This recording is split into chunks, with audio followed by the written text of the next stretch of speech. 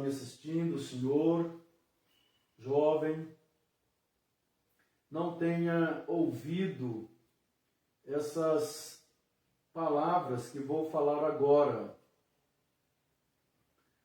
Há um tempo atrás, havia uma narrativa religiosa da religião que era a maior religião do Brasil, e num resquício de contra-reforma ainda, né, nos últimos resquícios do espírito da contra-reforma, hoje não existe isso mais, mas há uns 40 anos atrás, dizia-se que ler a Bíblia nos deixa loucos, e ler demais a Bíblia nos deixa pirados. Portanto, passava-se essa ideia de que a leitura da Bíblia Sagrada não podia ser feita pelos leigos, somente pelo clero, somente por aqueles que tinham um preparo teológico para fazê-lo. Será que ler a Bíblia nos deixa loucos?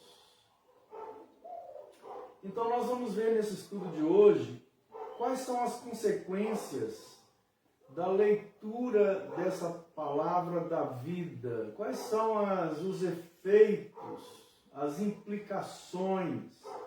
Nos deixa loucos ou nos deixa de outra forma?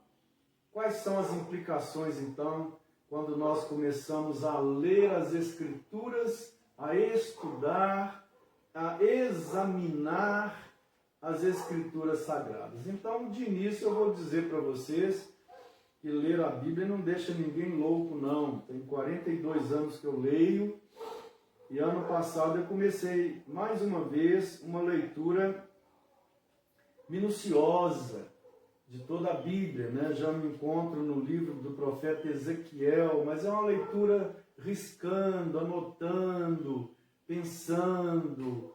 Não é aquela leitura panorâmica por cima, não é uma leitura mais minuciosa. E vou até o final e vou continuar lendo a Bíblia toda até o fim da minha vida. E eu posso garantir que eu não fiquei louco, não. Posso até ficar louco, por outras razões, aí no futuro, mas não por ler a Bíblia.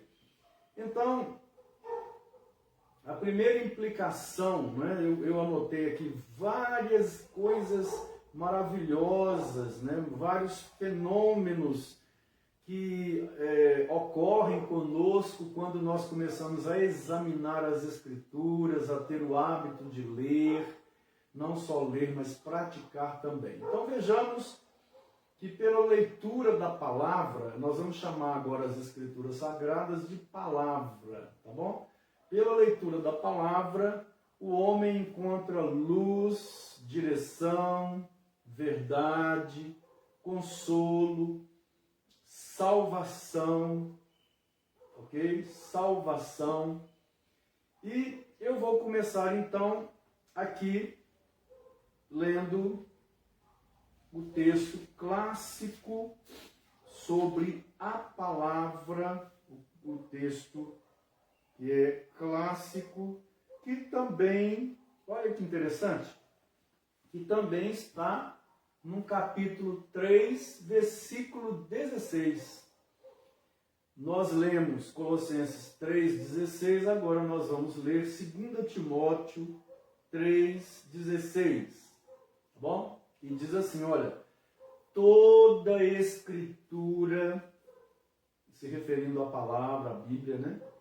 Toda a Escritura é inspirada por Deus e útil, olha, não é para deixar ninguém doido não se preocupe não, tá bom? E útil para o ensino, para a repreensão, para a correção, para a educação na justiça, a fim de que o homem de Deus, a mulher de Deus, a criança de Deus, o jovem de Deus, o velho de Deus, seja perfeito e perfeitamente habilitado para toda boa obra. Olha, pelo texto aqui, o objetivo da Escritura é para que eu seja perfeito. Ao lê-la, ao examiná-la, porque através dela eu serei repreendido, através do que eu leio aqui, eu serei corrigido, educado na justiça, e então eu serei um homem de Deus perfeito e perfeitamente habilitado para toda boa obra. Então vamos dar continuidade. A palavra é luz, por isso é que ela nos ilumina. Ela é luz. Quem não lê a palavra anda nas trevas espirituais, na ignorância espiritual. Então a palavra, ela é luz. O salmista declarou isso no Salmo 119, no versículo 105. Vejam bem o que o salmista falou. Lâmpada para os meus pés é a tua palavra e luz para os meus caminhos. Lâmpada e luz para os meus caminhos. Então, ler a palavra nos traz luz. Luz quer dizer orientação, direção. A palavra também, ela nos traz a verdade. A verdade. Jesus mesmo foi quem declarou isso lá no Evangelho de João, capítulo 17, versículo 17.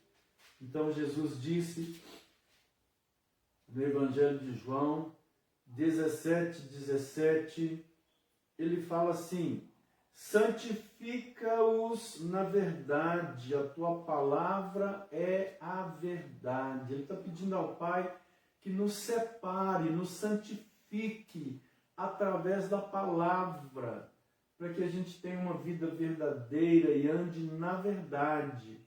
Em terceiro lugar, a palavra, ela purifica, ela nos lava.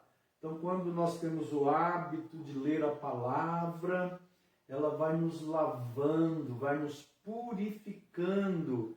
E voltando lá no Salmo 119, mais uma vez, no versículo, Efésios, não é Salmo 119, Efésios 5, 26, carta do apóstolo Paulo aos Efésios, capítulo 5, versículo 26, a palavra nos lava, ela nos purifica. Então, ele diz assim, Paulo fala assim sobre a palavra, e ele fala assim, que Cristo amou a igreja e a si mesmo se entregou por ela, para que a santificasse, tendo-a purificado por meio da lavagem de água pela palavra. Então diz que Cristo nos purificou por uma lavagem, por meio da palavra. Isto é, porque a palavra, quando ela chega a nós, ocorre, e quando o nosso coração se abre para ela verdadeiramente, ocorre uma lavagem mesmo. Que lavagem é essa? É o batismo com o Espírito Santo, em que a água de Deus que Ele derrama sobre nós, que é o seu Espírito, profetizada pelos profetas do Antigo Testamento, por João Batista, essa água é derramada em nós pela palavra, e ela nos purifica, nos lava.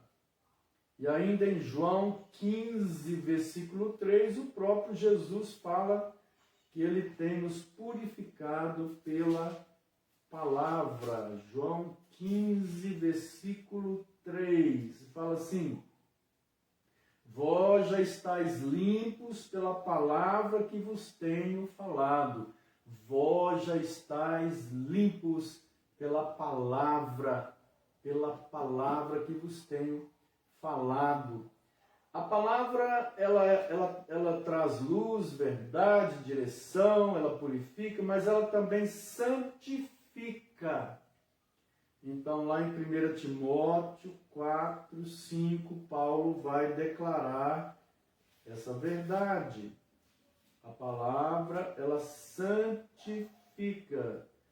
E diz assim, olha, porque pela palavra de Deus e pela oração é santificado. Ele está falando aqui do alimento, né? Quando a gente ora, Deus então santifica o alimento. A palavra santificar significa separar do imundo para o puro. Ainda a palavra, além de santificar, ela é conselho capaz. Ela é conselho capaz. Isso está lá em Jeremias, capítulo 23, versículo 18. Jeremias 23, 18. Jeremias declara que a palavra é conselho capaz. 23, 18. E diz assim: porque quem esteve no conselho do Senhor e viu e ouviu a sua palavra, a leitura sistemática da palavra, o exame da palavra, quando nós nos achegamos à palavra com sede de Deus, com humildade, querendo ouvir a voz de Deus, Jeremias diz que nós entramos então no conselho de Deus e pela palavra, aquilo que estudamos, o conselho de Deus vai chegando às nossas vidas. Então a palavra, ela é conselho, a palavra, ela também nos enriquece. Paulo fala isso em 1 Coríntios, capítulo 1, versículo 5, ela nos enriquece com os maiores tesouros da existência. 1 Coríntios, capítulo 1, versículo 5, Paulo declara essa verdade. Porque em tudo fostes enriquecidos em Cristo, em toda palavra e em todo conhecimento. Com toda palavra fostes enriquecidos. A palavra, ela é a chave que abre os baús dos mais caros tesouros do universo. A palavra também, ela produz fé. A palavra produz fé. Isso está em Romanos, capítulo 10, versículo 17, quando Paulo, então, fala. Capítulo 10, versículo 17. E Paulo diz o seguinte: e assim a fé vem pela pregação da palavra de Cristo. A fé vem pela pregação da palavra de Cristo. Olha, se eu não conheço a palavra, como é que eu posso ter fé? Ah, mas eu tenho fé em Deus. Mas você está falando aí fé, confiança. Mas e a fé, fidelidade? E a fé, conhecimento? E a fé, crença? E a fé, doutrina? Eu posso ter fé em Deus e estar fazendo um tanto de coisa aí na ignorância que desagradam a Deus, porque eu não tenho fé,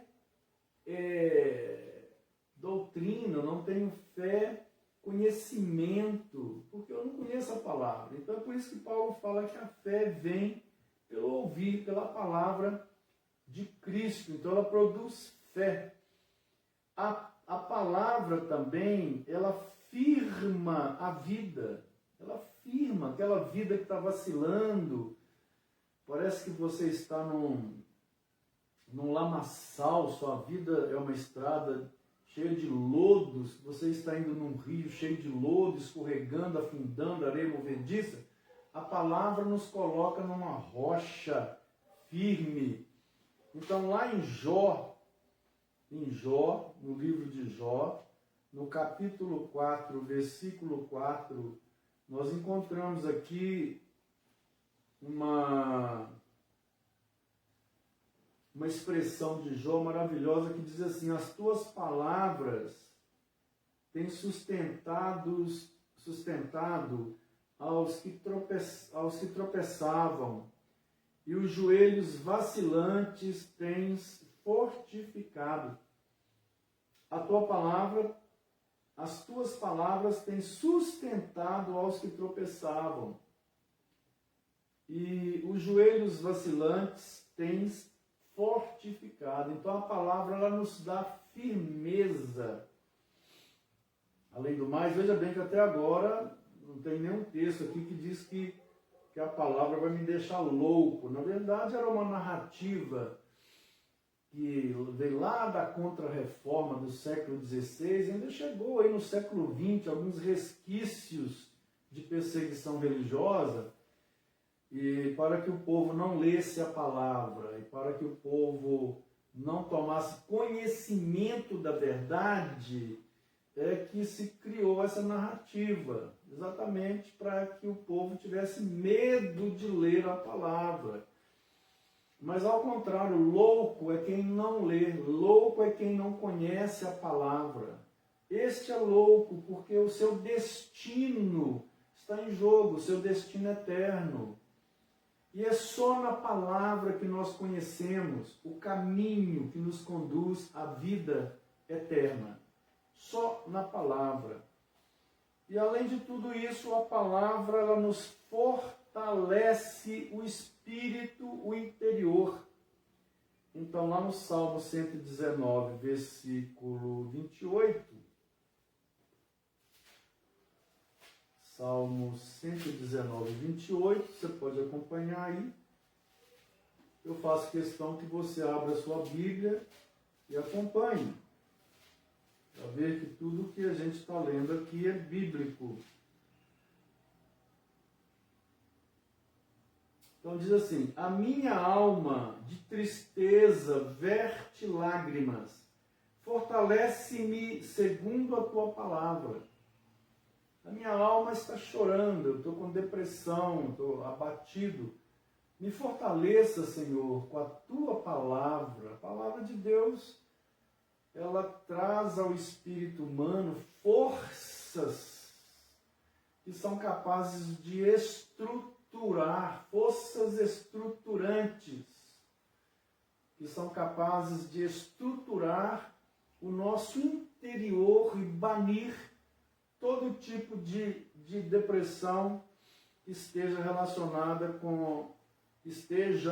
esteja relacionada com traumas, com sustos e até mesmo questões espirituais e mentais.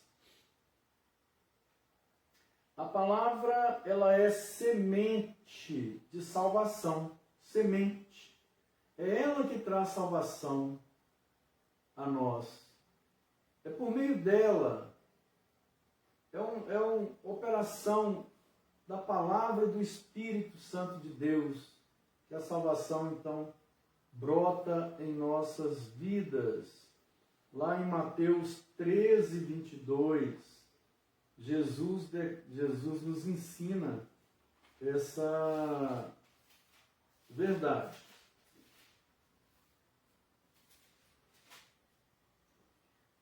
Mateus 13, 22. O que foi semeado entre os espinhos é o que ouve a palavra de Deus, porém os cuidados do mundo e a fascinação das riquezas sufocam a palavra e fica infrutífera.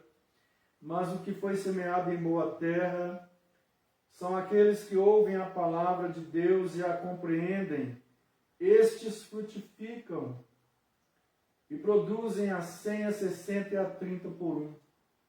ouvem a palavra de Deus e frutificam.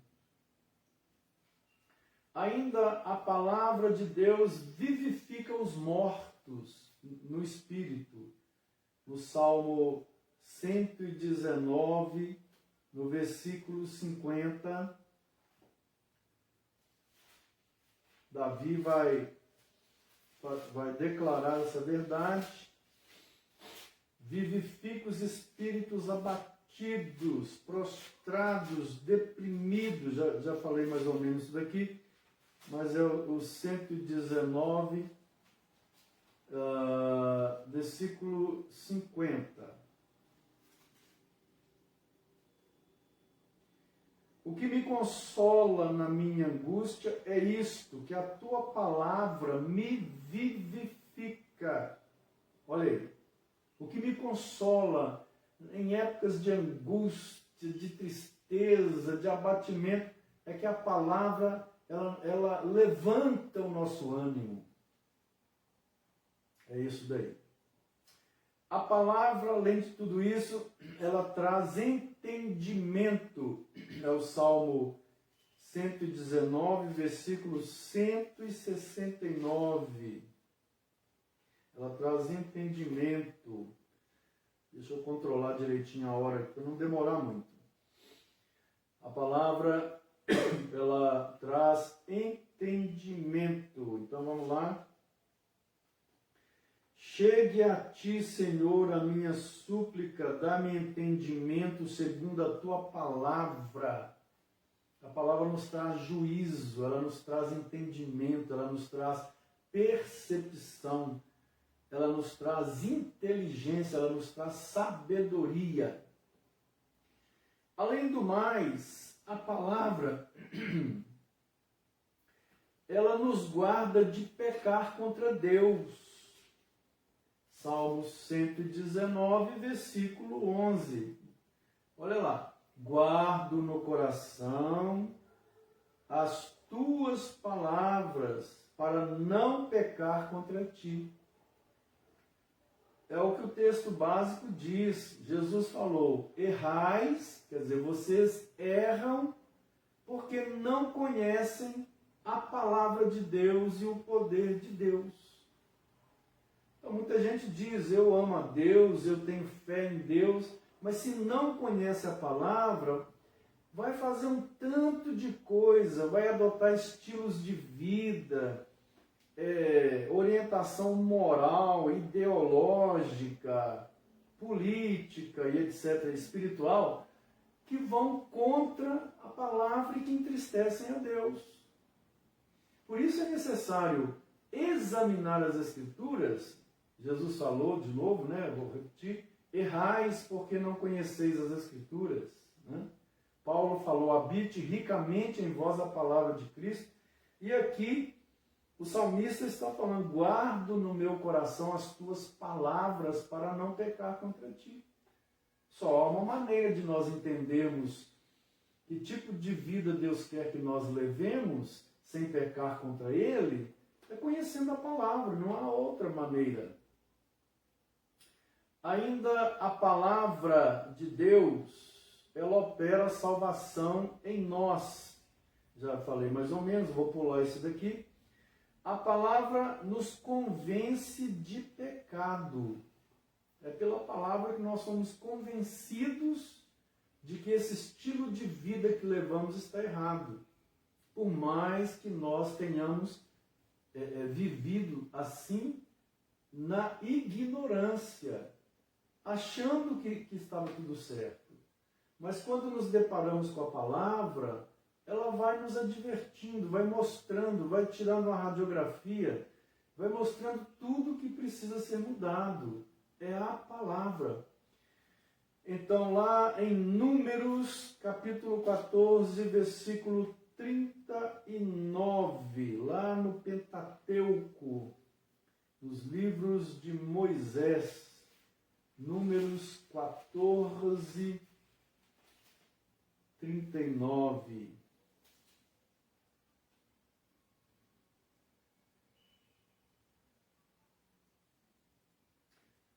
Vamos lá. será que o texto está certo? Números 14, 39. Falou Moisés essas palavras a todos os filhos de Israel, o povo se constituiu, subiram ao monte, dizendo,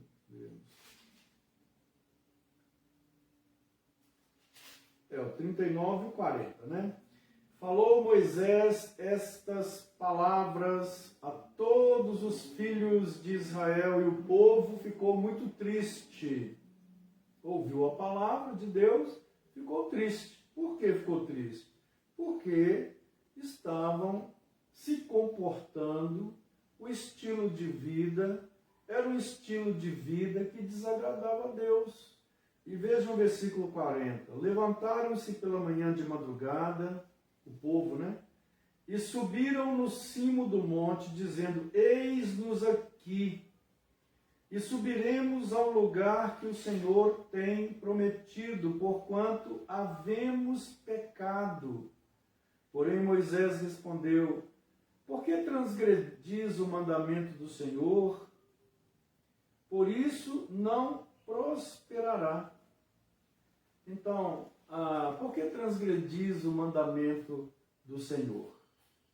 Então, a palavra, ela nos convence de pecado. O povo ficou muito triste. A palavra também restaura a nossa alma, restaura a alegria, restaura a paz de Cristo em nossos corações. E no Salmo 19, versículo 7, nós podemos encontrar que a palavra restaura a alma. Eu já vou ler aqui alguns versículos que estão no 19, né? Diz assim, a lei do Senhor é perfeita e restaura a alma. O testemunho do Senhor é fiel e dá sabedoria aos simples. Os preceitos do Senhor são retos e alegram o coração. O mandamento do Senhor é puro e ilumina os olhos. As expressões, a lei do Senhor, testemunho do Senhor, preceito do Senhor, mandamentos do Senhor, todas essas expressões quer dizer a palavra do Senhor. Então, a palavra do Senhor restaura a alma, traz sabedoria aos simples, a palavra alegra o coração, a palavra ilumina os olhos, a palavra é verdadeira e justa.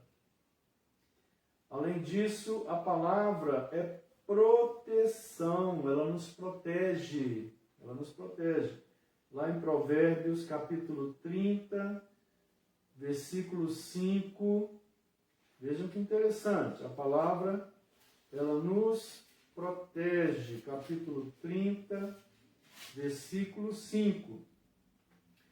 Toda a palavra de Deus é pura. Ele é escudo para os que nele confiam.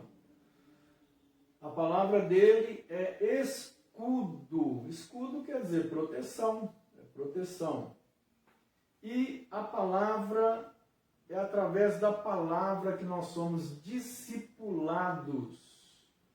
Jesus falou isso em João 8:31, no Evangelho de João, capítulo 8, versículo 31, Jesus fala sobre essa proteção, 8:31. Aliás, esse discipulado, né? É mesmo que a gente está vendo? Disse, pois, Jesus aos judeus que haviam crido nele, se vós permanecerdes na minha palavra, sereis verdadeiramente meus discípulos e conhecereis a verdade, e a verdade vos libertará. Vamos lá. Para toda pessoa que aceitou Jesus, se permanecer na palavra, vai ser um discípulo. E se permanecer na palavra, examinando como discípulo, querendo Deus, querendo a vontade de Deus, vai conhecer a verdade, que é o próprio Cristo, e a verdade vai libertar. E a verdade vai libertar. Pois bem, então nós vimos aqui vários atributos, né, que a palavra produz em nossos corações, em nossas vidas. E a pergunta que nós fizemos no início é a seguinte: ler a Bíblia nos deixa loucos? Muito pelo contrário. Ler a Bíblia nos deixa fortes para a existência. Ler a Bíblia nos deixa puros. Ler a Bíblia nos deixa conhecedores da vontade de Deus. Ler a Bíblia só traz benefícios maravilhosos. Agora, a palavra é para ser lida e praticada. Então, nós não podemos só ler para conhecimento intelectual. A palavra precisa ser encarnada. Nós precisamos encarnar a palavra em nós. E essa palavra, ela precisa ser lida, introjetada e vivida. É isso que é encarnar. Vivida. Ela precisa pautar a nossa crença. Quer dizer, eu vou crer agora no que a palavra ensina. Ela precisa pautar a nossa espiritualidade. Quer dizer, a minha espiritualidade vai ser desenvolvida em cima do que a palavra ensina. Ela precisa pautar a nossa vida moral. Eu vou desenvolver a minha prática moral, ou a minha conduta moral vai ser de acordo com a palavra. Ela precisa pautar a minha vida econômica. A minha vida econômica vai ser pautada pela palavra. Ela precisa pautar a minha vida política, ela precisa pautar a minha sexualidade, ela precisa pautar todas as multifacetas da humanidade. A palavra, por isso Paulo diz, habite ricamente em vós a palavra de Cristo. E Jesus falou, errais porque não conheceis as Escrituras. Pois bem, o desconhecimento da palavra nos faz andar nas trevas.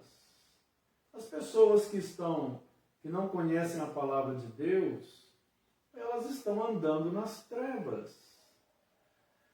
Eu não estou dizendo aqui que elas conscientemente estão fazendo mal, não é isso.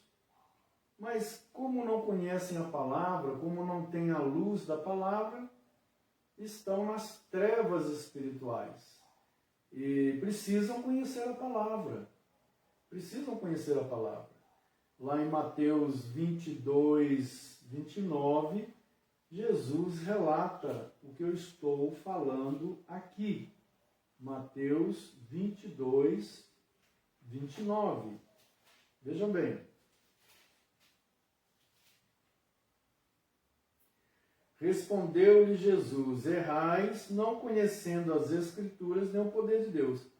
Andar nas trevas é andar no erro, de acordo com aquilo que agrada ou desagrada a Deus. Então a palavra é para ser lida, cumprida, obedecida, não somente um conhecimento intelectual. É preciso ter o conhecimento intelectual, com a mente, a percepção, mas isso precisa encarnar para a nossa vida em todas as suas etapas. Eu acabei de falar isso. Então, lá em Tiago 1, 23, Tiago fala sobre isso de uma forma magistral, objetiva e clara. Tiago 1, 23. E ele fala assim.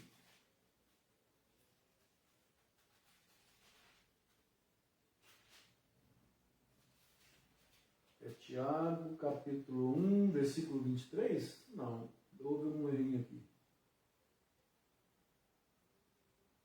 Muito bem. É porque eu estou em Tito, mas na verdade é Tiago, é depois de Hebreus.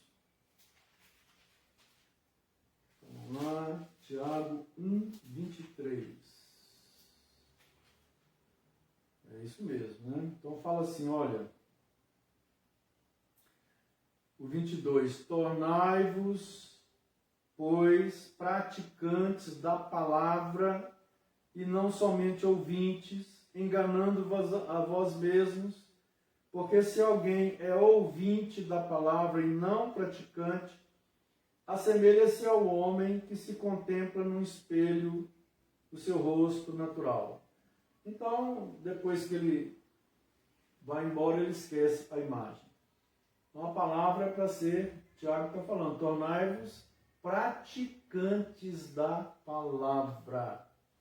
Em Deuteronômio 28, 14, nós encontramos aqui também Moisés, falando sobre a prática da palavra. Deuteronômio 28, 14.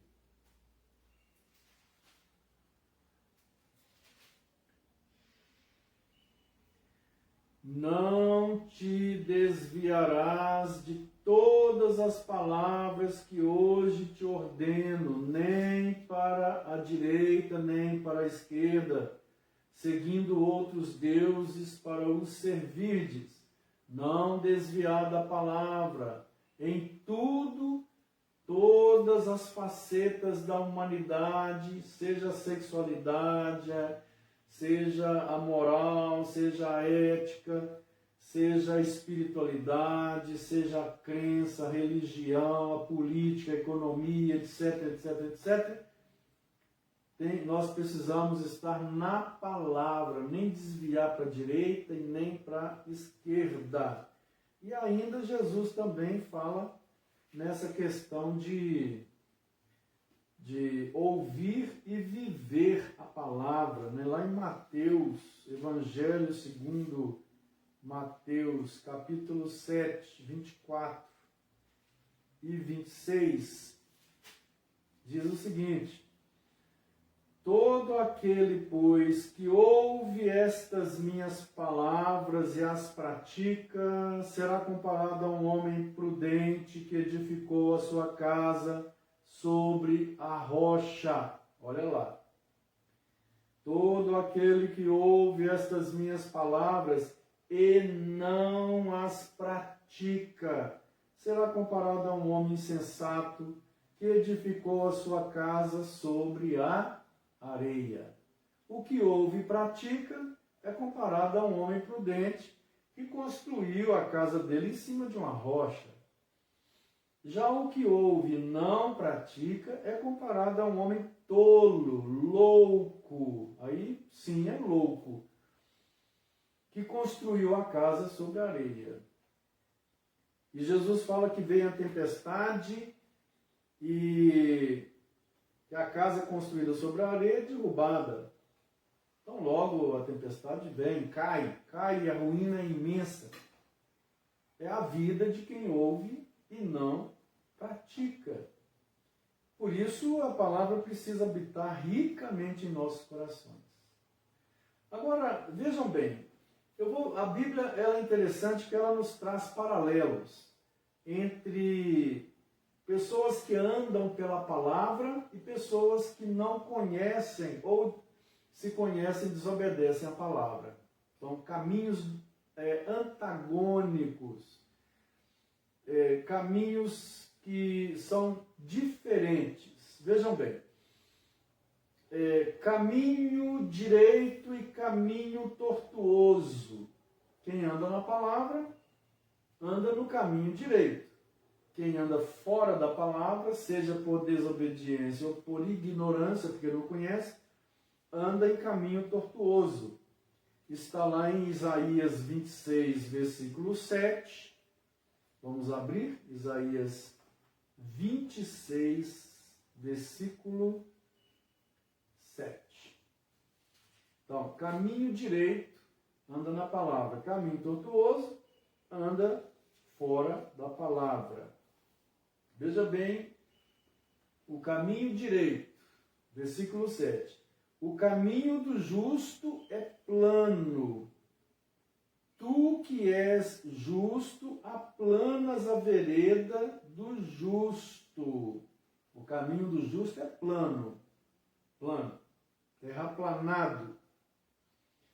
Já o caminho daqueles que estão fora da palavra, está lá em Isaías 59:8. É um caminho tortuoso.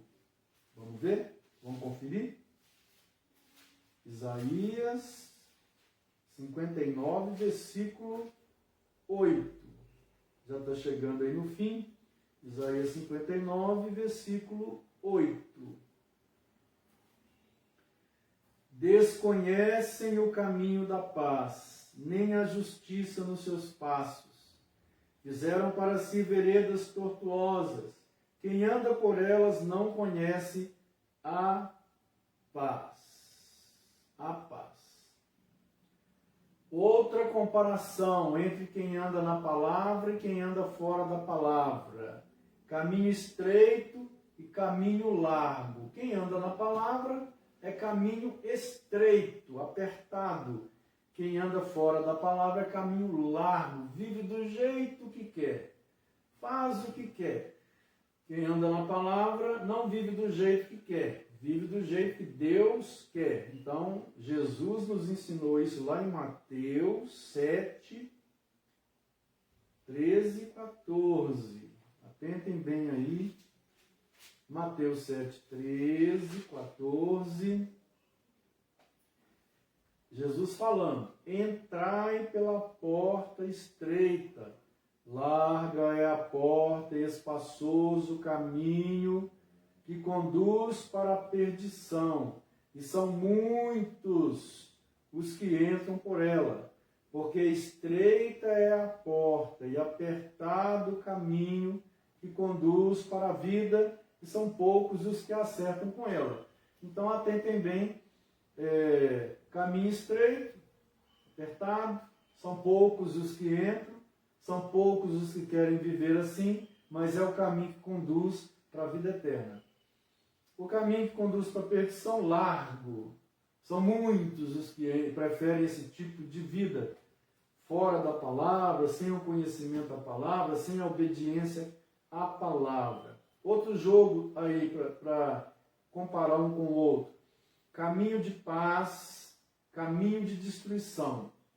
Aqueles que conhecem e obedecem à palavra estão trilhando um caminho de paz. Aqueles que não conhecem a palavra, ou se conhecem, a desobedecem, estão trilhando um caminho de destruição. Então vamos comparar o caminho de paz. Lucas 1, 79. Vamos lá. Lucas 1, 79. Que é o caminho de paz. Para alumiar os que jazem nas trevas e na sombra da morte, e dirigir os nossos pés pelo caminho da paz. Está falando que Jesus veio para alumiar os que jazem nas trevas e na sombra da morte, e dirigir os nossos pés pelo caminho da paz. Agora, os que andam fora da palavra. Romanos 3, de 15 a 17. Romanos 3, 15 a 17. Os seus pés são velozes para derramar sangue. Nos seus caminhos a destruição e miséria. Desconheceram o caminho da paz. Os que estão na palavra, Deus faz para eles caminho da paz. Os que estão fora, desconheceram o caminho da paz. E ainda, caminhos de vida e caminhos de morte. Aqueles que andam na palavra, caminhos de vida. Aqueles que andam fora da palavra, caminhos de morte. Então vamos ver Jeremias 21, versículo 8, caminhos de vida. Jeremias 21, versículo 8. Vai falar aqui dos caminhos de vida. A este povo dirás: assim diz o Senhor, eis que ponho diante de vós o caminho da vida e o caminho da morte. Olha aí. O que ficar nessa cidade, é só o 8 aqui. Eis que coloco diante de vocês caminho de vida, caminho de morte. Então, em Provérbios 15, 24. Provérbios 15, 24.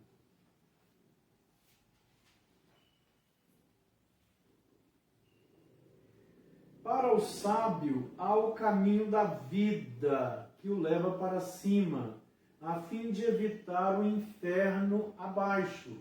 Então, Jeremias fala: eu coloco diante de vocês a opção, caminho de vida ou caminho de morte. Qual que você vai escolher? Lá em Provérbios diz que o sábio, ele quer o caminho de vida, apesar de ser a porta estreita. Apesar dele ser a porta estreita, apertado, porque esse leva para cima, mas o caminho de morte, aquele espaçoso, né, esse leva para o inferno. O inferno existencial aqui na própria terra e depois o inferno eterno, que é o fogo eterno. Então vamos ver mais um. Caminho de justiça e caminho de injustiça. Caminho de justiça e caminho de injustiça. Aqueles que trilham as veredas da justiça são aqueles que estão na palavra, que examinam, que conhecem e que obedecem. Porque conhecer e desobedecer é muito pior, mas muito pior, do que não conhecer nada e desobedecer. Porque pelo menos aqueles que não conhecem a palavra e vivem de uma forma que desagrada a Deus, eles não conhecem a palavra. Então, a punição é muito pior para aqueles que conhecem e desobedecem. Para esses aí. Então, caminho de justiça. Provérbios 12, versículo 28. Vamos lá? Na vereda da justiça está a vida, e no caminho da sua carreira não há morte. Então, na vereda da justiça está a vida. Olha aí, no caminho da justiça está a vida. Aqueles que andam na palavra, que encarnam a palavra, só encontram vida. Só vida, vida, vida. E vida quer dizer alegria, paz, presença de Deus, comunhão com Deus, luz de Deus na vida e, por fim, a glória celestial. Agora, caminho dos injustos, fora da palavra. Ezequiel 18, 29. Eu estou lendo agora o livro de Ezequiel. Então, Ezequiel 18, 29 diz assim: no entanto, diz a casa de Israel, o caminho do Senhor não é direito. Não são os meus caminhos direitos, ó casa de Israel, e não são os vossos caminhos tortuosos. Olha que interessante que eles andavam em caminhos tortuosos, nas trevas, longe de Deus, e ficavam dizendo que o caminho de Deus, que é na palavra, não é justo. Então Deus, para aí, vamos lá. É o meu caminho que não é justo ou é o caminho de vocês? Que ficam vivendo de uma forma aí terrível. E para terminar, caminhos eternos e caminhos maus. Caminhos eternos que me levam para a vida eterna, e caminhos maus para danação e desgraça eterna. É o Salmo 139, 24. Vamos falar de caminhos eternos. 139, versículo 24.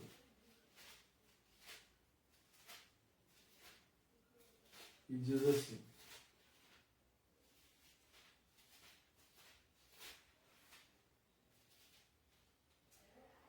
vê se há em mim algum caminho mau e guia-me pelo caminho eterno.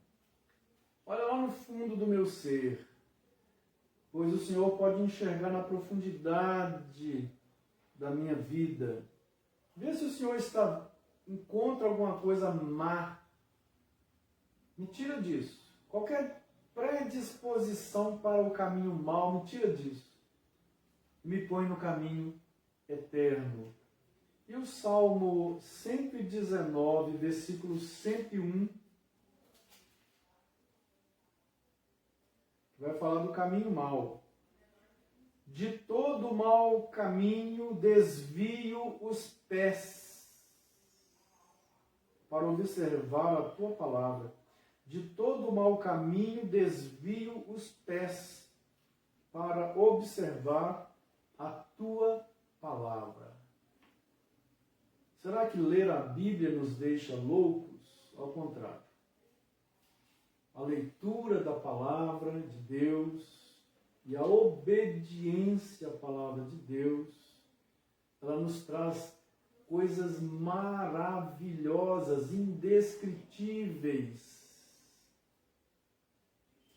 Entretanto, não conhecer a palavra, errais porque não conheceis nem a palavra, nem as Escrituras, disse Jesus. Paulo falou: habite em vós ricamente a palavra de Cristo. Há sempre dois caminhos. Quando eu estou na palavra, eu estou no caminho bom. Quando eu estou fora da palavra, eu estou no caminho ruim. Na verdade, fica louco, ou não fica, é louco, é aquele que não conhece a palavra. E eu vou aqui terminar o estudo fazendo uma parábola. Imagine que alguém esteja perdido numa selva, uma selva com animais predadores de humanos, muitos animais predadores, e essa pessoa, ela recebe uma bússola para levar em sua mochila, uma bússola que mostra o caminho, a saída. Porque, na verdade, a saída estaria para determinada direção, a bússola mostraria. E essa pessoa, então, ao entrar na floresta, diz: eu não quero bússola, joga fora, quebra a bússola. Essa pessoa, ela é sábia ou ela é louca? Imagine que alguém esteja numa terra completamente desconhecida e hostil também, hostil. E alguém lhe dá um mapa para levar, ela rasga o mapa. Ela é louca ou ela é sábia? A Bíblia, a palavra, é a bússola que Deus deixou conosco, para que nós saibamos o caminho. É um mapa que mostra tanto o caminho que agrada a Deus e nos leva à vida eterna, como mostra também o caminho que leva à perdição eterna. Portanto, desconhecer esse mapa e essa bússola, ou jogar fora, ou desprezar, é a loucura. Como eu disse no início, quando se dizia que ler a Bíblia nos deixa louco, era apenas uma narrativa de oposição religiosa, com medo do povo ler e entender os erros da religião através da leitura da palavra de Deus. Tenha um bom dia, nós vamos orar, que Deus te abençoe.